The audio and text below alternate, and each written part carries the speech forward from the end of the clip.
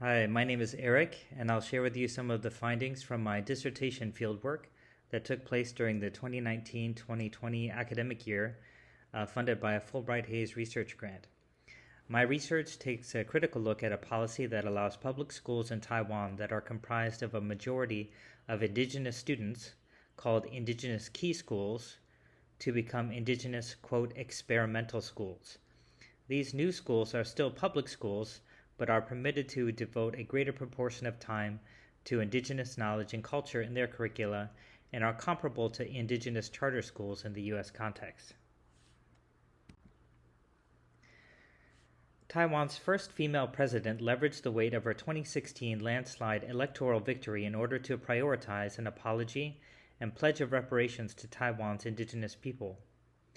As one of many public policy responses to President Tsai's apology, the first ever indigenous experimental school opened for the Atayal indigenous people. Since that time, about 30 indigenous experimental schools have opened across Taiwan. Experimental schools in general began a year earlier, however, in reference partly to charter school policy in the United States.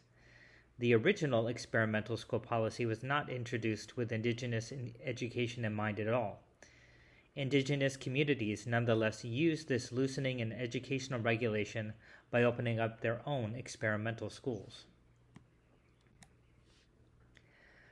While Taiwan's indigenous people live all over Taiwan, in both urban and rural areas, this map represents the officially recognized ancestral homelands of each group. These 16 indigenous minorities altogether constitute just over 500,000 people. Although they only represent 2% of Taiwan's total population, they nevertheless wield substantial influence on the island nation's overall driving narrative of self-rule. There were 26 total indigenous experimental schools during the 2019-2020 school year, the year I conducted this fieldwork. This table displays Taiwan's indigenous groups in descending order of population. I've indicated how many indigenous experimental schools there were per group when this research was conducted, which groups have indigenous experimental education, and also how many schools. Of the total 26 indigenous experimental schools available during this year, 21 of them, around 80%, have representation in the study. The problem statement serving as the impetus for my dissertation research is as follows. Notions of autonomy and indigeneity are integral to the indigenous experimental education policy. There is increased assertion of autonomy and indigeneity, while at the same time an increased dependence on the colonizing government inherent in the policy. This contradiction has not yet been investigated through a critical lens with respect to the experimental education policy.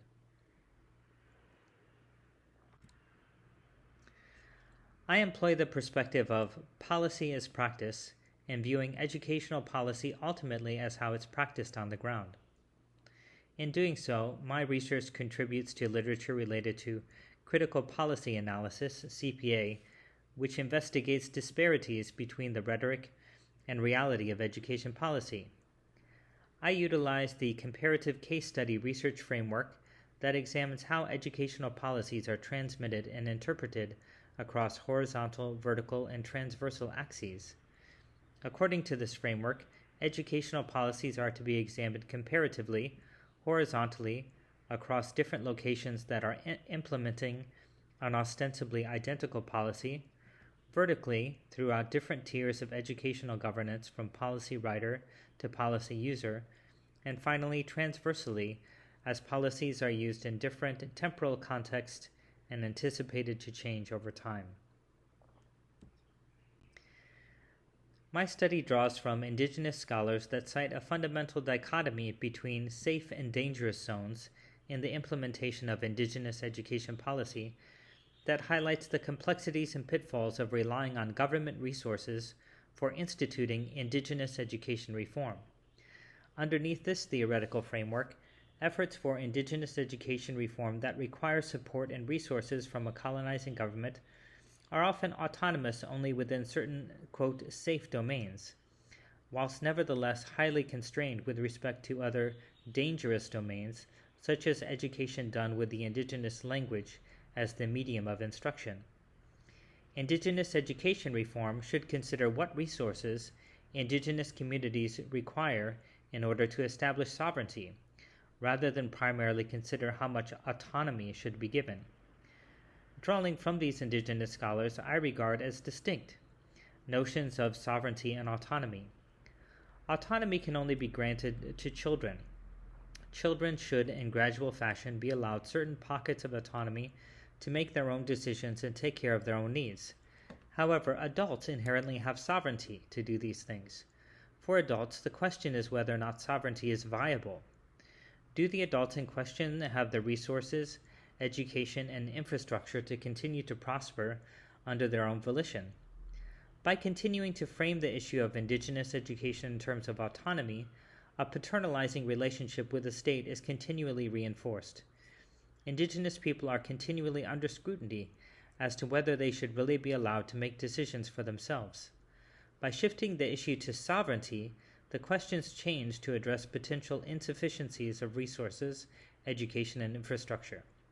Therefore, this perspective does not treat as problematic an overabundance of autonomy for indigenous people vis-a-vis the state, which, just as in the case between two adults, would be an absurd relationship. This study draws from ethnographic data from indigenous schools, both experimental and mainstream, as well as academic forums and training workshops that advocate for indigenous education reform. I interviewed those involved with promoting indigenous education development and policymaking, as well as those who have been charged with implementing the policy. My primary method of data collection was to interview administrators, teachers, and other policymakers working with indigenous schools. For this study, I narrowed down my dataset to primarily include interviews that I conducted or private meetings that I was allowed to observe and ask questions about. I used MaxQDA software for transcription and coding of audio data. There are three primary findings from my fieldwork that I'd like to share here. The first pertains to the widespread dissatisfaction that came up consistently in my interviews surrounding the use of the term experimental to describe these schools. As I mentioned earlier, this policy was not designed with indigenous communities and schools in mind, but indigenous leaders latched on to this window of opportunity as a means to address some of their long-standing concerns. However, many are resentful at having to use this particular policy in its description of experimental. As some leaders point out, there isn't anything experimental about indigenous education at all. They have been educating their young people for generations. Moreover, indigenous parents have been further put off by the notion that their children might be treated as guinea pigs. Indigenous leaders have stressed that indigenous experimental schools don't teach indigenous culture in the place of or instead of teaching mainstream subjects such as math and science, but rather as a means to teach them. But many remain unsure. With regard to the notion of autonomy, even if the schools all immediately dropped the problematic designation of experimental, the framework of policy implementation still requires that these schools have to prove themselves capable enough so as to continue to justify receiving additional resources. Also, many indigenous educators are wary that the meaning attached to the term could imply that the experiment could at some point fail, perhaps through a lack of improvement in academic performance of students or through low enrollment, at which point an indigenous experimental school could be asked to revert back or even closed altogether. Another problem has to do with how the policy works at the local level. Schools that are interested and eligible must apply at the county-level education bureau. However, there is some discrepancy from county to county about how the county-level administration supports, encourages, and even at times even allows schools to become experimental. The county-level education bureau has the authority under the current educational structure to make additional requirements above and beyond that of the national level. There is currently a draft law that has been submitted called the Indigenous School Act that some hope will help improve the situation. However, this bill still doesn't address the inherent problems of Taiwan's overall educational system that devolves large amounts of authority to the local level. Similarly related is the ambiguity that results from indigenous experimental schools being situated between the national level government agencies of the Council of Indigenous Peoples and the Ministry of Education. Numerous participants have cited conflicting expectations between these two government agencies, thus further making indigenous experimental schools vulnerable to the vagaries and caprices of officials at the local county level education bureau. As one indigenous stakeholder commented, "I'm not too optimistic about the possibility of an indigenous school law, where they make a policy at the national level and then they expect everyone at the local level to just implement it the way they intended, because all of the implementation and resources for the policy happens at the local level.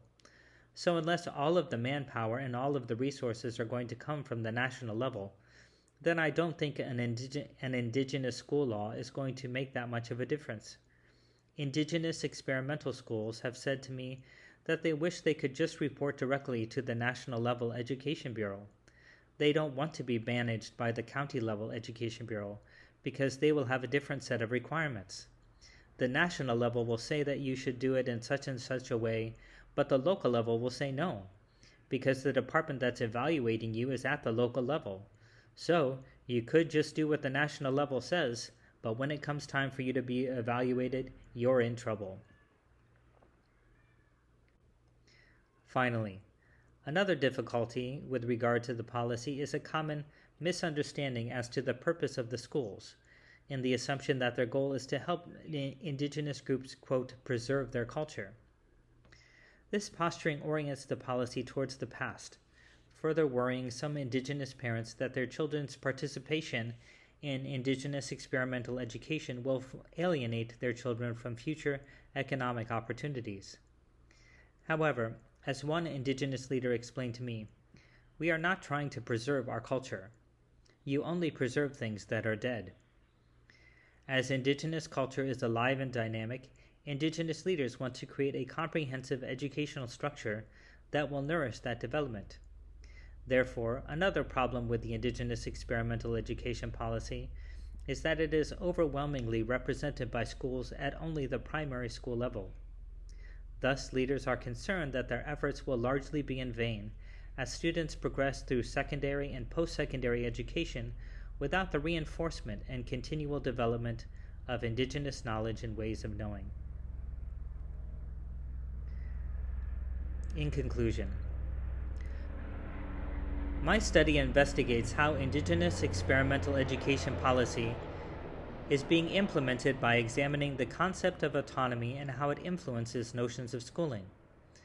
I find that, while the work being conducted in these indigenous experimental schools is often exemplary in its innovation and commitment towards revitalizing indigenous language and culture, there are some problems endemic to the policy itself that work against its noble goals.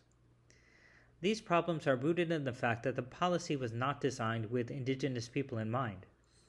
As such, the policy by and large requires unrealistic and unclear goals be met with insufficient resources and manpower, while also leaving many indigenous experimental schools in an ambivalent administrative limbo between different government agencies.